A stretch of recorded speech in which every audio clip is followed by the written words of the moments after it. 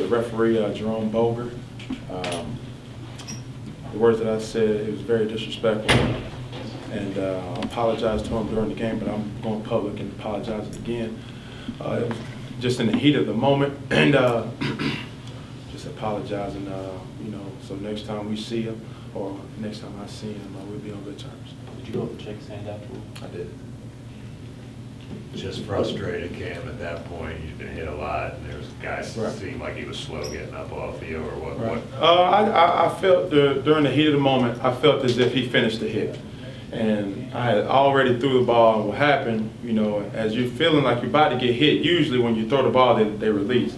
Well, that particular time, I felt as if I had threw the ball, and after I threw it, he still finished and drove me into the ground. So out of frustration, with me seeing the umpire right there, and you know, I just questioned his decision not to throw the flag. But you know, that's just the name of the game. Sometimes you get them, sometimes you don't. So you know, I just got to continuously to take care of and control what I can control. Cam, is that as chippy a game as you've ever been involved in since you came into the league? I'm not. It doesn't matter. It's just football being football. You know, it's a collision sport. You have to expect that. And you know, for us, I know we have great guys on the offensive line. It wasn't like they was intentionally not blocking the guys, or you know, it was just me. I could have did a better job of getting the football out because most of the times I was hot. They was bringing a lot of pressure, and they felt as if that was successful for the Raiders. And you know, we just played a hell of a bunch that came out and wanted to be physical. Earlier in the game, there was a personal foul called on Desmond Bryant for holding you down. What happened on that play? He said that you kicked him and then he got upset and held you down. Did you feel that you? I was trying to get up. No, yeah, I've been in a lot of collisions playing this game for a long time. You know, in my short night only in the NFL, but you know, nothing good happens when you're at the bottom of the pile. So when I get tackled and it's a pile up, I try to get up as fast as possible. If I kicked him, with me looking at the replay, I realized that it looked like I kicked him, but I was just trying to get up as quick as I can to get the next play. You know, when I got up and he felt a certain type of way, then he put his hands in my face. That's why he got the personal foul. But you know, it's just football. You know, this, like I said once, and I'm gonna say it again, this is an emotional sport.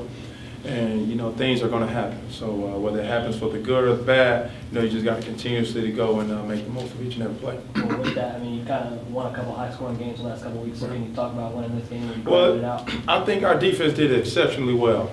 With me throwing a pick, you know, jeopardizing or putting my team in a bad situation, those guys stepped right up and held them to a field goal. That means so much for us offensively.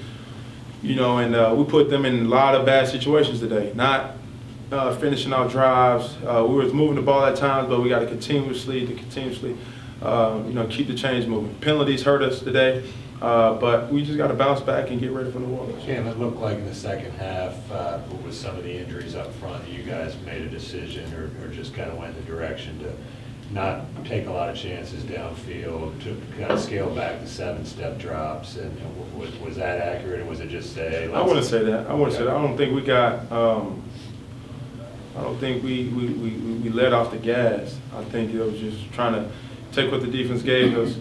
We understand what type of game it was. It wasn't pretty. You know, we started out very well with an explosion play. That got called back, but. You know, it's going to be games like this. Obviously, you know, for us, we want to have high-scoring games, high-powered games, you know, to give the fans. But, you know, a win is a win in this book, and, you know, I take it any way we can get it. Cam, in this little run you all are on where you won 4 of your last 5, 3 in a row, how much do you think your play has improved over that period? I don't think individually my play, you know, deserves any type of credit. You know, I think that the player that has stepped up the most, in my opinion, is Luke Kuechly.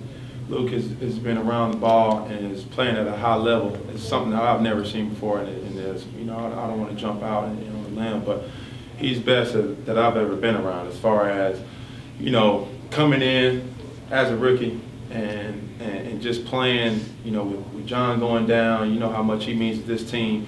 And he's just been under Thomas Davis's wing and just been going with the flow. Every time you know, on defense, you know, I always hear the chants from the crowd with Luke, and it's very inspiring, you know, to see a person like that keep going. But not only him, you know, you got Thomas Davis that's playing, you know, football. I think, you know, he's as rejuvenated as possible as his whole career.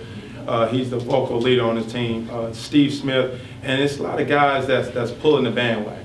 And you know, I'm just trying to catch the wave, and when it comes down to me making plays, you know, I have to make it. And Coach said that he talked to you on that last drive about maybe what you saw or what you wanted to do to kind of close it out. So talk about what y'all decided there and how you felt closing the field goal, close the game out. You know, we knew that they had all three of their timeouts. Were we playing conservative? I won't say we were, but at the same time, we had a couple good running plays that we felt could put this game away. And you know, with them blitzing as much as they did today, you know, we had things that could be the antidote to that. That final drive, we had a lot of execution. Of course, we wanted to score, but you know, at the end of the day, we still got points that kind of closed the game and put, you know, Oakland's offense in a bind, and that sealed the deal for us.